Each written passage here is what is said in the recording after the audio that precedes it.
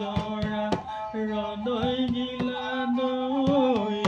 খাবলৈ এৰিলা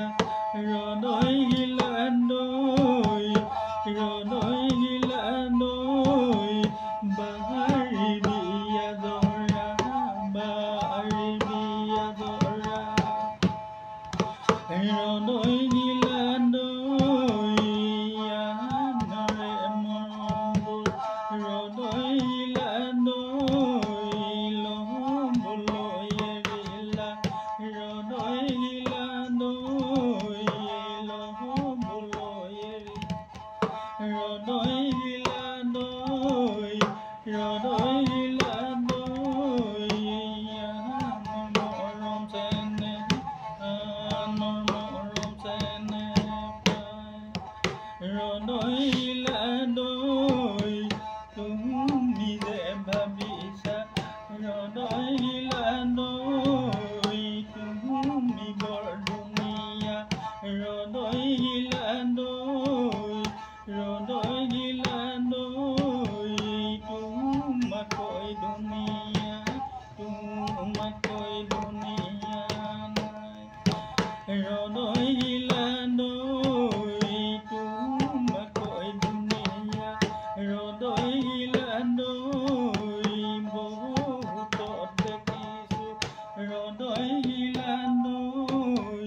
ৰদৈ গিলা দৈ দুৱনা দুজনী দুৱনা দুজনী পায়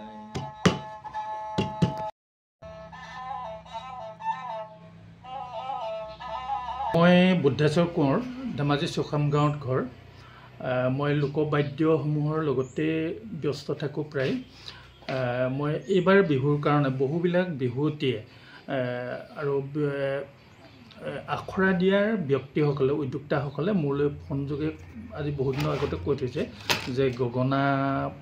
লাগিব বুলি গতিকে মই এবাৰ প্ৰায় 1000ৰো অধিক গগনা প্ৰস্তুত কৰি ৰাখিছোঁ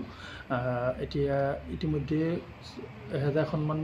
সম্পূৰ্ণ হৈছে আৰু এতিয়া মই ফিনিচিং কৰিম আৰু দিব পৰা হৈ গৈছে আৰু কি কি প্ৰস্তুত তাৰ লগে লগে মই বিন সৰু বিন প্ৰায় 25খনমান সৰু বিন মই প্ৰস্তুত কৰি থৈছোঁ নাৰিকলৰ খোলাৰ পৰা প্ৰস্তুত কৰা আৰু কাঠৰ খোলাৰ পৰা গগনা বিন প্ৰায় 6-7খনমান এতিয়া মোৰ ওচৰত মজুত আছে যাতে এই সকলোবিলাক লোকবাদ্যৰ লগতে বিন এটা বিশেষভাৱে আপুৰুগীয়া আৰু খুব গুৰুত্বপূৰ্ণ বাদ্য হিচাপে গণ্য কৰা হৈছিল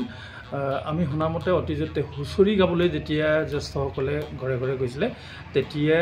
ঢোল তালৰ লগতে পেঁপাৰ লগতে বিনো তেখেতসকলে সংগত কৰিবলৈ লগত নিছিল কিন্তু আজি নতুন প্ৰজন্মই বিনৰ প্ৰতি বিনৰ চৰ্চা একেবাৰে নাইকিয়া হৈ থাকিলে বা প্ৰস্তুত কৰাৰ ব্যক্তিৰো অভাৱ ঘটিল মই সৰুৰে পৰা একেবাৰে সৰুতে মই বিনৰ মাত শুনিছিলোঁ গতিকে বিনৰ মাত শুনি মই আকৃষ্ট হৈছিলোঁ আৰু মই আজিৰ পৰা প্ৰায় 25 বছৰমানৰ আগতেই মই নিজে বিন প্ৰস্তুত কৰিবলৈ শিকিলোঁ আৰু আজি মই তাৰ চৰ্চা অব্যাহত ৰাখিছোঁ ক'ত ক'ত পৰিৱেশন কৰিছিলে মই অসমৰ শদিয়াৰ পৰা ধুবুৰীলৈকে বহুতবোৰ মঞ্চতে মই বিন পৰিৱেশন কৰিছোঁ ইয়াৰ উপৰি অসমৰ বাহিৰত মই উত্তৰ প্ৰদেশ বাৰেলিত গৈছোঁ তাতো মই বিন পৰিৱেশন কৰিছোঁ তাত প্ৰতিযোগিতা আছিল লোকবাদ্য পৰিৱেশনৰ প্ৰতিযোগিতা তাতে মই বিন বজাই তাত প্ৰথম স্থান পাইছিলোঁ তাৰপিছত গোৱাত গৈছিলোঁ গোৱাটো সেই একেটাই অনুষ্ঠান আছিলে আৰু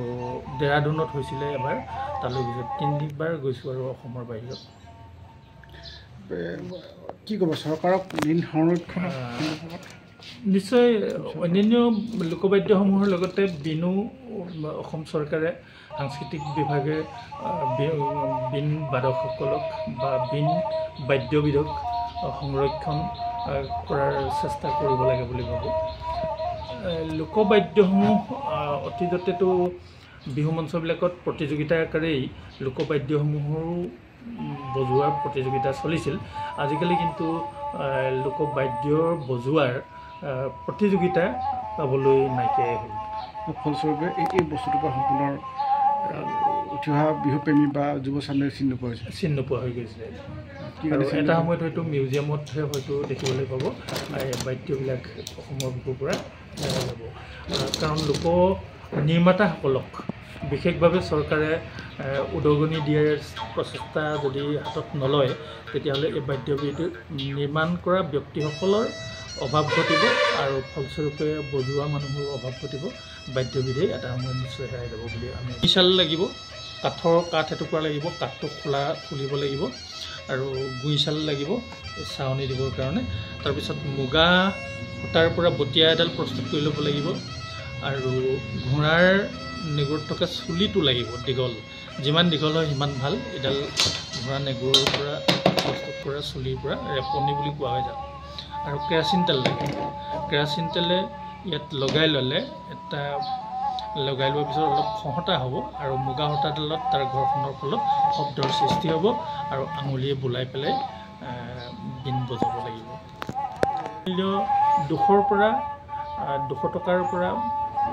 কমকৈ 200 আৰু ওপৰত খুব ভাল গহনা ওলালে কোনোৱে 400-500লৈকে বিক্ৰী কৰে। মই কিন্তু 200-250 টকাতে মোৰ পৰা হ'লচেল ৰেটত লৈ যাওঁ। কিন্তু মই আগতে পেঁপা প্ৰস্তুত কৰিছিলোঁ, ম'হৰ শিঙৰ পেঁপা। আজিকালি ম'হৰ শিং পাবলৈও দিগদাৰ, মই সিমান বিচাৰি নুফুৰোঁ। কোনোবাই আনি দিলে মই ঘৰত প্ৰস্তুত কৰি দিওঁ।